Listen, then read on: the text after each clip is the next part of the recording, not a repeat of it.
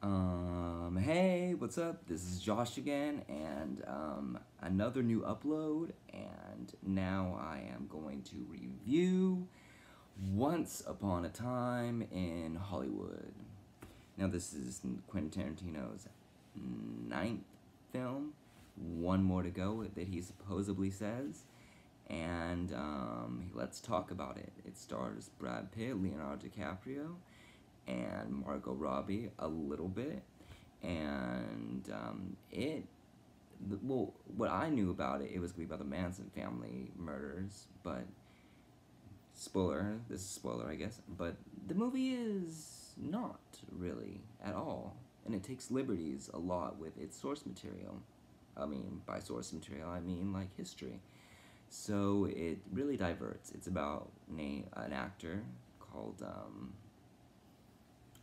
Rick Dalton, and he's kind of like in the 50s, popular on TV shows and everything, more of a Western type of guy. And now, this 1969, the hippie generation is in full swing, and movies are changing, and he feels like he's having a midlife crisis, and he feels like he's being more irrelevant in these days. And that's what the movie is essentially about. And it has Brad Pitt, and his name is Cliff Booth, and he's a stuntman, and he's my favorite part of the movie.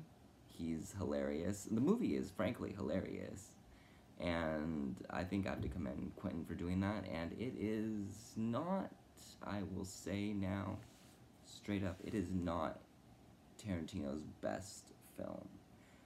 I must confess, it is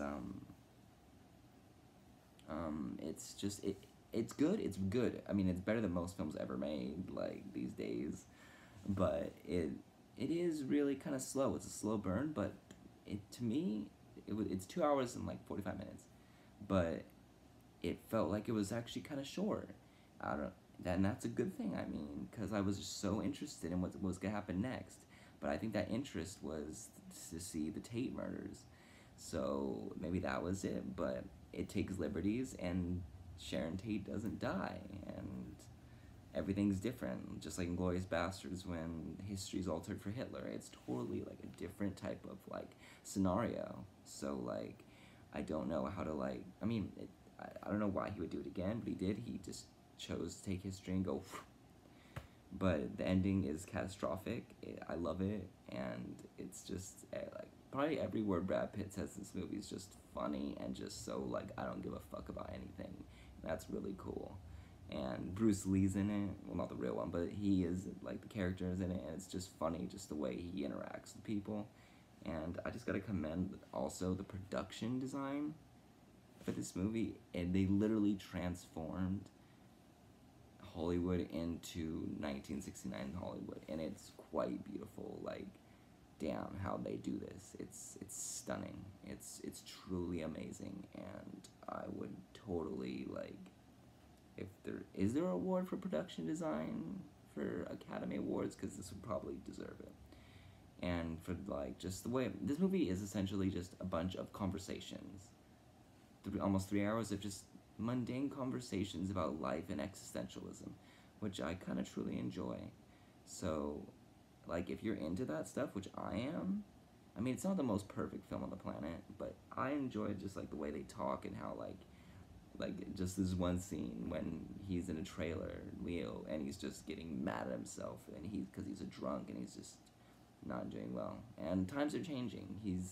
There's cowboys and all that are not in, so he's having a hard time. I mean, I think everyone will go that point in some direction in their life, anyways. This movie kind of reminded me of Train Spottings, and it's Jade Spottings 2 in a sense, where you're getting old and you're just not doing things that you could have done in your past, and it's just haunting you in a sense.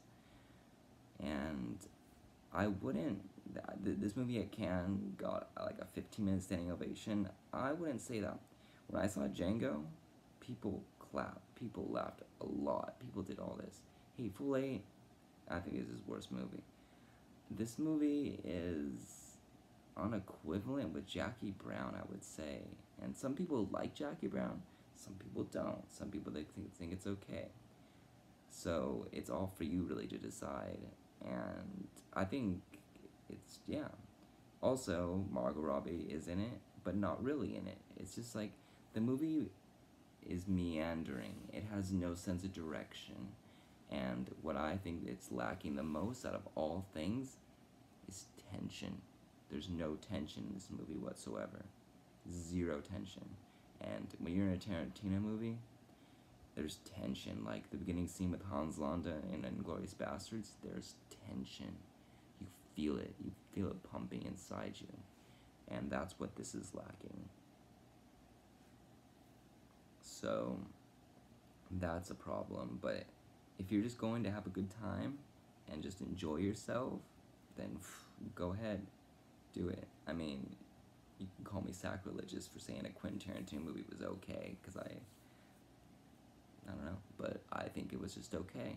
And it was my third most anticipated movie. First, Rise of Skywalker, and Joker.